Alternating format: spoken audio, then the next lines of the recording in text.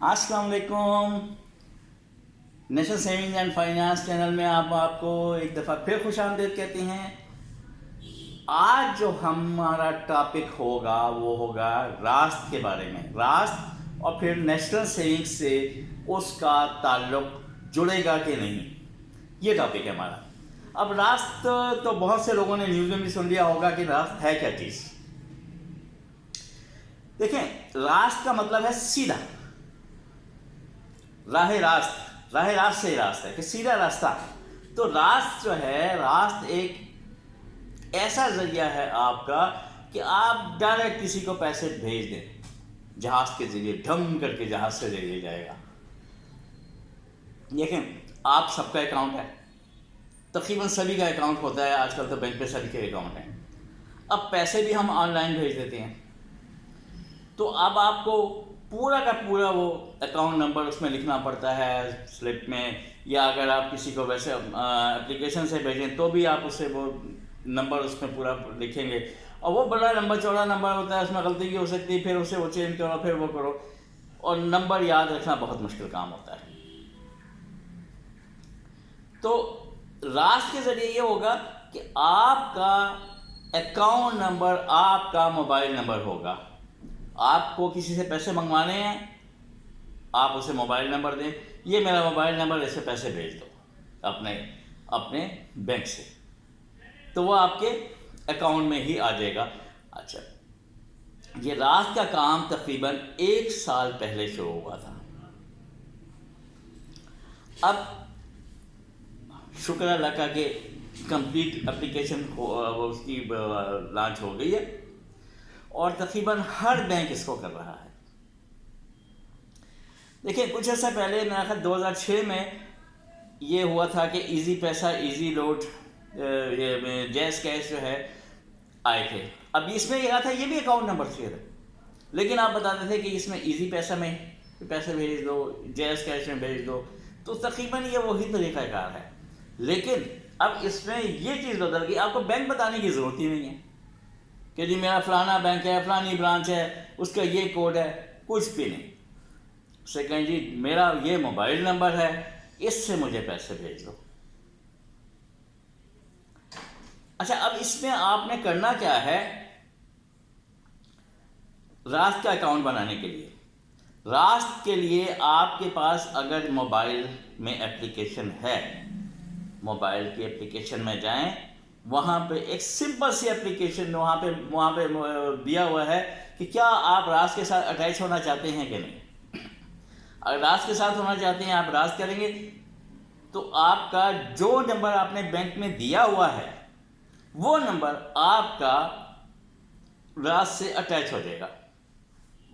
तो उसके बाद आप जब भी किसी को पैसे मंगवाएंगे तो आप कहेंगे जी ये मेरा नंबर है, ये मेरा मोबाइल नंबर पे भेज दो, तो वो अपने अकाउंट नंबर से आपके अकाउंट ये मोबाइल का नंबर लिखेंगे और आपको पैसा यूं चुटकियों में आएगा, चुटकियों में।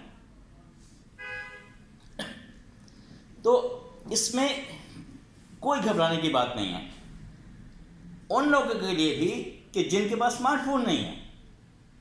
ठीक है, एप्लीकेशन स्मार्टफोन में होगी, नेट चाहिए, कुछ लोग हैं उनके पास नहीं भी है, तो उनके लिए ये ऑप्शन जो है वो ऐसे है कि आप अपने जहाँ अकाउंट है वहाँ बैंक में जाएं, उनसे कहें कि जी ये मेरा मोबाइल नंबर है, ये मेरा मोबाइल नंबर है, इसको बस अपलोड कर दो, बस इसको रास्त से अटैच कर दो।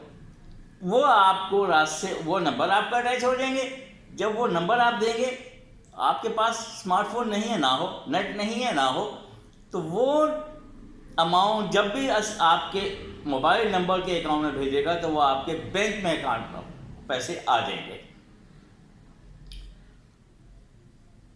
अच्छा, अब आते हैं, तकरीबन जितने कमर्शियल बैंक्स हैं सब के सब रास्त के साथ अटैच हो गए हैं।